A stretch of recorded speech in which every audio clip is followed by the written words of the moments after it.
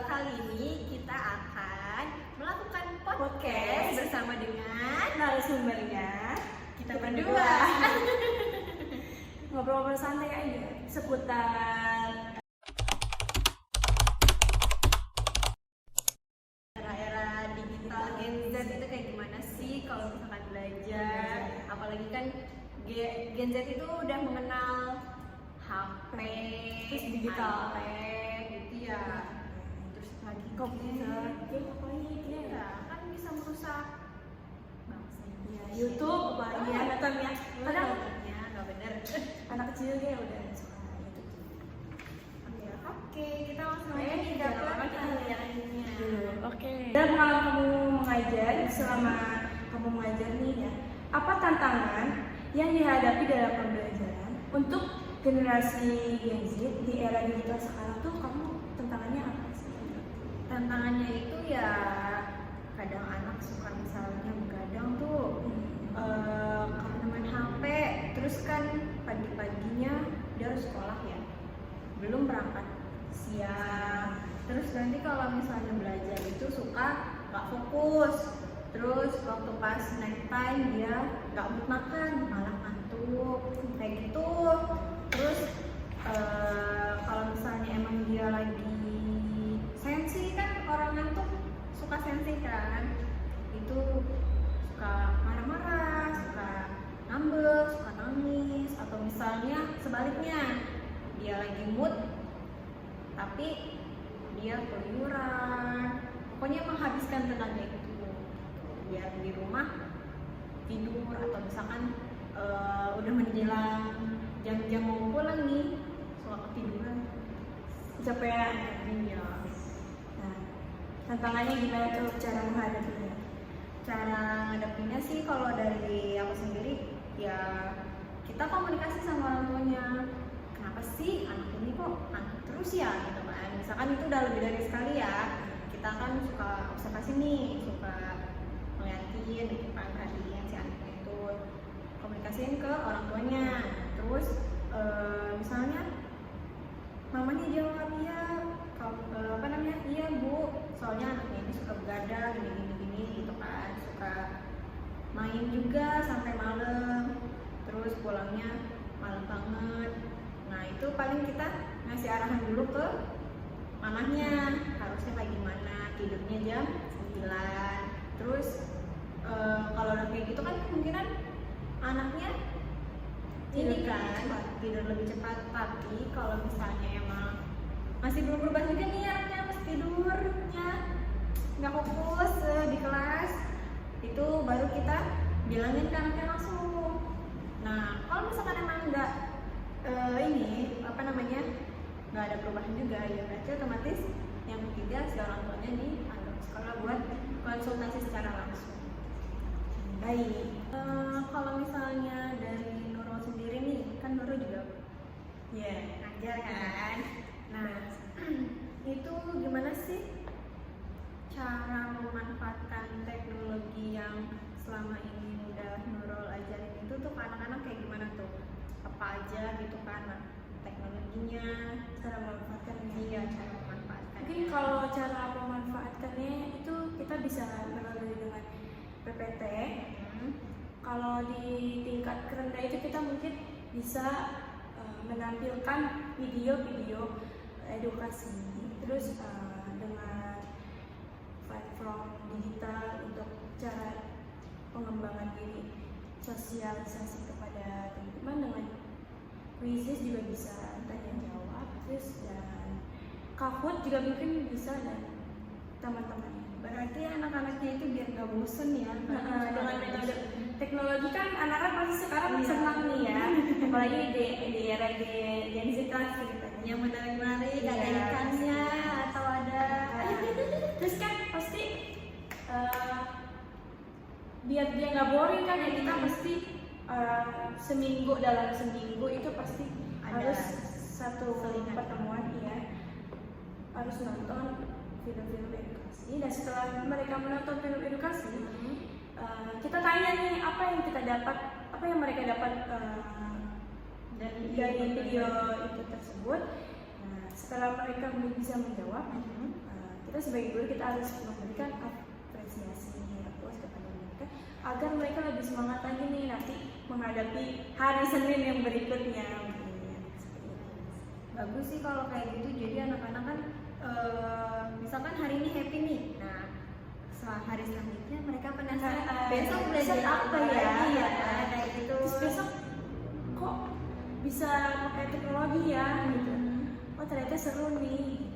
Biar mereka tidak bosan gitu. Kalau misalnya pembelajaran kita ceramah terus, kadang kita ngantuk ya, jangankan anak gitu ya. Kita aja kadang pasti ngantuk kan, apalagi di jam-jam kayak siang, jam 1, udah gitu lapar, ngantuk gitu. Pas lagi terus kita ceramah, ngantuk. Udah nggak ini banget, udah nggak efisien kalau misalkan metode ceramah itu siang-siang. Oke.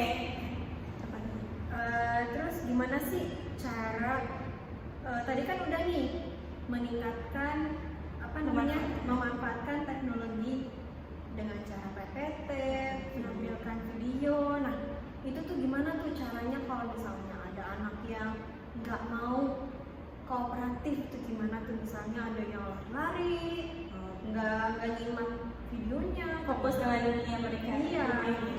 Mungkin dengan cara kita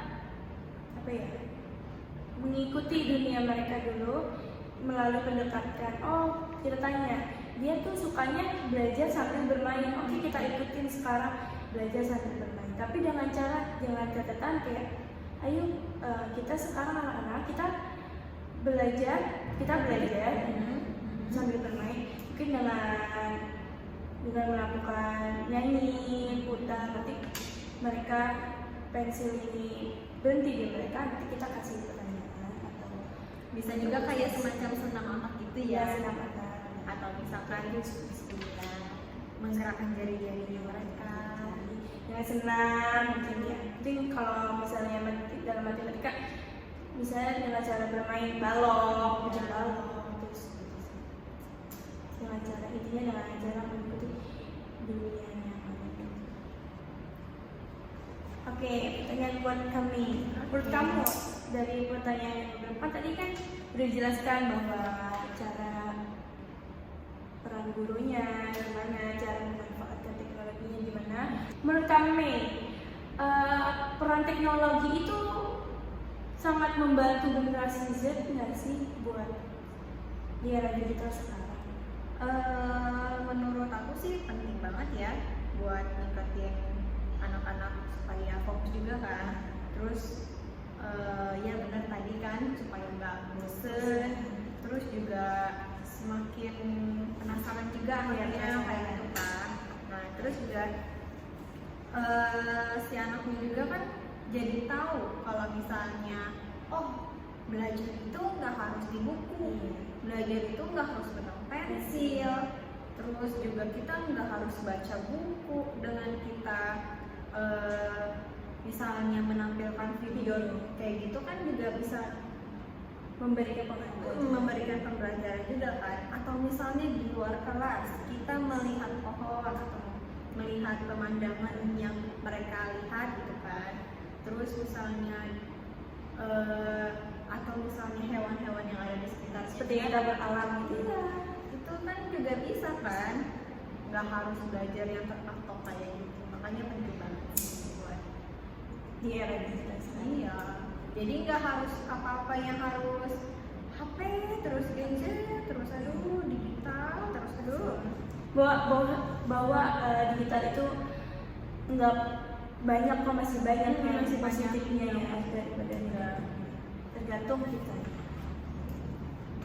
Oke, dengan menggunakan dan cara meningkatkannya mungkin dengan yang tadi seperti dikatakan kami tadi, dengan memanfaatkan teknologi digital.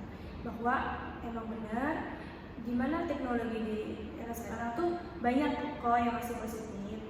Nah, mungkin dengan cara kita diskusi melalui teknologi kan banyak tuh, ada game ya, game kuis, Kahoot, nah, terus video edukasi, terus abis mereka mereka menonton, kita kasih pertanyaan, mereka nanti lalu jawab. Terus habis itu mungkin dengan benar yang dikatakan kami, dengan tabur alam, melihat benda-benda, oh ini apa nih, gitu, misalnya ini bentuknya apa, gitu kan.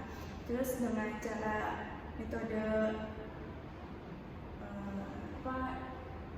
berulang, matematika berulang, misalnya kayak satu garis ke sini seberapa, berarti ada berapa tuh kotak ini, itu berulang. Terus juga biar mereka tidak jenuh, oh kalau misalnya metode ceramah itu kan kita pasti jenuh ya, biar mereka otak mereka fresh gitu, mungkin dengan ice breaking dulu, habis itu bisa dengan memanfaatkan teknologi gitu ya. Terus biar mereka fokus gitu. Oke, cukup nih pertanyaan dari Kita berdua.